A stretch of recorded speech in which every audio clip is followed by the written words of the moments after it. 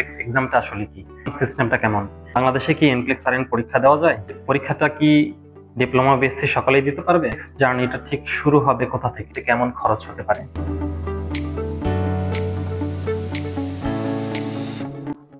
আসসালামু আলাইকুম, আমি Mohammad Abdullah Dewan, recent NCLEX RN exam pass করেছি। First of all thank you so much and thanks for all the loves and supports. আপনাদের থেকে অনেক ভালোবাসা পেয়েছি, এজন্য সবার প্রতি অনেক কৃতজ্ঞ। আপনারা অনেকেই জানতে চেয়েছেন যে এনক্লেক্স পরীক্ষা আমি কিভাবে দিয়েছি, কিভাবে প্রিপারেশন নিয়েছি। তো আমি এনক্লেক্স এর বিষয়ে আজকে আপনাদের বেশ কিছু প্রশ্নের অ্যান্সার দেওয়ার চেষ্টা করব। আমি রিসেন্ট আপনাদের আরো একটি সুখবর দিয়েছি যে কানাডা, অস্ট্রেলিয়া এবং আমেরিকা ছাড়াও আরো দুটি দেশ আমাদেরকে অ্যাক্সেস দিচ্ছে যে এনক্লেক্স সার্টিফিকেট সাবমিট করার মাধ্যমে ইউএই এবং কাতারে যদি আমরা এই সাবমিট করতে পারি তাহলে তারা আমাদের লাইসেন্স প্রোভাইড করবে। এট ফার্স্ট আমি এনক্লেক্স এক্সামটা নিয়ে কথা বলবো। এনক্লেক্স এক্সামটা আসলে কি? এনক্লেক্স এক্সামটা হচ্ছে National Council of Nursing Licensure Examination. এটা আসলে যারা ফরেনে, বিশেষ করে যুক্তরাষ্ট্র অর্থাৎ ইউএসএ, কানাডা এবং অস্ট্রেলিয়ার জন্য ফরেন নার্স হতে চান বা চাচ্ছেন তাদের জন্য এক্সামটা। যেমন আমাদের বাংলাদেশে বিএনএমসি যে আমাদের আরএন এক্সামটা দিতে হয় লাইসেন্সের জন্য, ঠিক একই রকম পরীক্ষা এটা এনক্লেক্স আরএন। এখন আসি এনক্লেক্স এক্সাম সিস্টেমটা কেমন। এটা সম্পূর্ণ ক্যাট সিস্টেমে চলে, অর্থাৎ কম্পিউটার অ্যাডভেটিক একটা টেস্ট। তো এখানে 85 থেকে 150 পর্যন্ত কোশ্চেন হতে পারে। কম্পিউটার যদি নির্ধারণ করতে পারে আপনি 85 কোশ্চেনের পরে পাস, তাহলে অটোমেটিক বন্ধ হয়ে যাবে, এবং তারপরে যদি ডিসিশন নিতে না পারে তাহলে 85-এর পরে কোশ্চেন চলতে থাকবে। 85-এর পরে আরো একটি কোশ্চেন থাকতে পারে যে এই একটা কোশ্চেনের উপর নির্ভর করছে যে আপনি পাস নাকি ফেল। আপনি তারপরে যদি কম্পিউটার ডিসিশন না নিতে পারে কোশ্চেন বাড়তে থাকবে এবং সর্বোচ্চ 150 পর্যন্ত যেতে পারে। এখন আসি ইংলিশ এক্সাম। ইংলিশ এক্সাম কি আমরা আগে দিব নাকি পরীক্ষার পরে দিব? যেহেতু এগুলো ইংলিশ স্পিকিং কান্ট্রি, যেমন অস্ট্রেলিয়া, কানাডা, ইউএসএ, তো ম্যাক্সিমাম স্টেট আমাদেরকে আগে ইংলিশ পরীক্ষার সার্টিফিকেট সাবমিট করতে হয়, তারপর এনক্লেক্স আরএন এক্সামে বসতে হয়।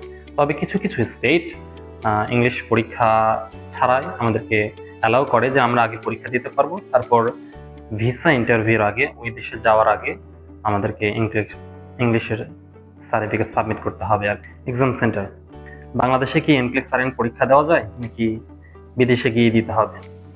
বর্তমানে বাংলাদেশে এনক্লেক্স আরএন এক্সাম কোনো সেন্টার নেই। যেখানে আমরা দিই সেটা হচ্ছে Pearson view test centre. Pearson view test centre বর্তমানে বাংলাদেশে নেই, তবে আমাদের প্রতিবেশী অনেক কান্ট্রিতেই রয়েছে, যেমন ইন্ডিয়া, মালয়েশিয়া, হংকং, কাতার, এই দেশগুলোতে সাধারণত। তো আমরা কোথায় গিয়ে পরীক্ষা দেওয়া ভালো হবে এটা সব থেকে বেশি আমাদের উপর নির্ভর করবে, এবং টাকার উপর নির্ভর করবে যে কোথায় গেলে আমার টাকার খরচটা কম হবে। সেই অনুযায়ী আমরা এবং আমাদের সুবিধা অনুযায়ী আমরা পরীক্ষার সেন্টার বেছে নিতে পারবো। সচরাচর আরেকটি প্রশ্ন, পরীক্ষাটা কি ডিপ্লোমা বেসে সকলেই দিতে পারবে? হ্যাঁ, সিম্পল অ্যান্সার, সকলেই দিতে পারবে। সে ডিপ্লোমা হোক অথবা বিএসসি হোক, সকলেই এনক্লেক্স আরএন এক্সামে বসতে পারবে।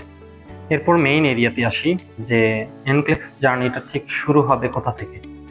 আমাদের এনক্লেক্স জার্নিটা শুরু হবে আমাদের সার্টিফিকেট ভেরিফিকেশনের মাধ্যমে। সার্টিফিকেট ভেরিফিকেশন নিশ্চয়ই আপনারা শুনেছেন, 2F form, 3F form, 1F form. তো আমি 2F ফর্ম নিয়ে প্রথমে আপনাদেরকে ধারণা দিই। 2F ফর্মটা হচ্ছে আমাদের কলেজ অথবা ভার্সিটি থেকে আমাদের সার্টিফিকেট ভেরিফিকেশন, অর্থাৎ এটা আমরা কলেজেও করতে পারি অথবা ভার্সিটিতেও করতে পারি। এটা হচ্ছে 2F ফর্ম। 2F ফর্ম খুব সিম্পলি যদি আপনাদেরকে বলি যে সনদ যাচাই। কোথাকার সনদ যাচাই? কলেজে অথবা ভার্সিটিতে। এরপর 3F ফর্ম। এই 2F ফর্ম, 3F ফর্ম এগুলো অনলাইনে পাওয়া যায়, আমরা অনলাইন থেকে ডাউনলোড করব। এরপর আমরা এগুলো যা যা পূরণ করতে হবে আমরা সেগুলো পূরণ করব। তারপর 3F ফর্মটা আমাদের কলেজের মতো করে বা ভার্সিটির মতো করে 3F ফর্মটা আমরা বিএনএমসিতে ভেরিফিকেশনের জন্য আবেদন করব। সেখানে 3F ফর্মটা প্রদান করি, তারা যাবতীয় স্বাক্ষর যেগুলো রয়েছে সেগুলো করে আমাদেরকে প্রোভাইড করবে। সর্বশেষ 1F ফর্ম। 1F ফর্মটা হচ্ছে অনলাইন অ্যাপ্লিকেশন, অর্থাৎ তাদের বোর্ডে আমরা অনলাইন অ্যাপ্লিকেশন করব, এবং 2F এবং 3F ফর্ম ভেরিফিকেশন শেষ হইলে এই দুইটা ফর্ম আমরা হার্ড কপি হিসেবে যুক্তরাষ্ট্রে কুরিয়ার করব। এবং 1F ফর্ম যখন আমরা অনলাইনে অ্যাপ্লিকেশন করব, এটাকে 1F ফর্ম বলে। এই অ্যাপ্লিকেশনের পূর্বে আমাদের ম্যান্ডেটরি দুটি কোর্স করতে হবে। এটা অবশ্যই আমাদের জন্য ম্যান্ডেটরি যে এই দুটো কোর্স ছাড়া আমরা ওয়ানএফ অ্যাপ্লিকেশন করতে পারবো না। অর্থাৎ এই দুটো কোর্সের সার্টিফিকেট নেওয়ার পরে এগুলো ওয়ানএফ অ্যাপ্লিকেশনের সময় সাবমিট করতে হবে, তাছাড়া ওয়ানএফ অ্যাপ্লিকেশন আমাদের সাবমিট হবে না। কোর্স দুটি হচ্ছে একটি ইনফেকশন কন্ট্রোলের উপরে আর একটি চাইল্ড অ্যাবিউজের উপরে। এই দুটো কোর্স আমরা অনলাইনে কিনতে পাওয়া যায়, অনলাইনে বিভিন্ন প্রোভাইডার রয়েছে, সেখানে কেনার পর দুটো কোর্সই আমরা করার পরে আমরা সার্টিফিকেট অ্যাচিভ করব। দেন এই দুটো সার্টিফিকেট ওয়ানএফ অ্যাপ্লিকেশনের সময় সেখানে আমরা সাবমিট করব। ওয়ানএফ অ্যাপ্লিকেশন সাবমিটের পরে এবং 2F এবং 3F ফর্ম যুক্তরাষ্ট্রে কুরিয়ার করার পরে তারা মিনিমাম 45 দিন সময় চায় আপনার এলিজিবিলিটি ঠিক আছে কিনা, আপনি এক্সাম দিতে পারবেন কিনা সেই মেইলের জন্য। আপনি তারা সাধারণত বলে থাকে যে 45 দিন পর্যন্ত অপেক্ষা করার জন্য, অথবা 45 দিনের বেশিও লাগতে পারে। তবে সেক্ষেত্রে তারা বলে যে 45 দিনের পরে তাদেরকে ইমেল করার জন্য, যদি খুব লেট হয়ে যায়। এরপর তাদের যাচাই বাছাই শেষে আপনাকে একটা তারা এলিজিবিলিটি ইমেল প্রোভাইড করবে, এবং অর্থাৎ আপনি যোগ্য কিনা সেই ইমেলটা আপনি পাবেন, এবং এরপরে আপনি NCLEX RN রেজিস্ট্রেশন করতে পারবেন। অর্থাৎ আপনি যদি এলিজিবল হন তাহলে আপনি NCLEX RN এক্সামের জন্য রেজিস্ট্রেশন করতে পারবেন। রেজিস্ট্রেশন প্রসিডিউরটা হচ্ছে আমরা নর্মালি একটা এক্সামের আগে যেরকম রেজিস্ট্রেশন করি ঠিক এরকম একটা বিষয়, যে আপনি একটা অ্যাকাউন্ট করে রেজিস্ট্রেশন করে ফেললেন আর কি NCLEX RN এক্সামের জন্য। ঠিক এরপরে আপনি এক্সাম শিডিউল করবেন, অর্থাৎ আপনি কখন পরীক্ষা দেবেন। আপনার রেজিস্ট্রেশন হওয়ার পরে আপনি এরকম একটি ডেট নিজে থেকে নিতে পারবেন অ্যাভেলেবিলিটি থাকা সাপেক্ষে। অর্থাৎ আপনি দেখতে পারবেন অনলাইনে যে কোন কোন ডেট ফাঁকা রয়েছে এবং আপনি কখন পরীক্ষা দিতে চান, এরকম অনলাইনে এক্সাম ডেটগুলো শো করবে, এবং আপনি কখন এক্সাম দিতে পারবেন আপনার সুবিধা অনুযায়ী আপনি পরীক্ষা দিতে পারবেন। এতক্ষণ যে প্রসিডিউরগুলো বললাম, যে স্টেপগুলো বললাম, 1F form, 2F form, 3F form, বিভিন্ন জায়গায় ভেরিফিকেশন এবং রেজিস্ট্রেশন, এক্সাম শিডিউলিং, এগুলো প্রত্যেকটা ধাপে একটা করে ফি আছে।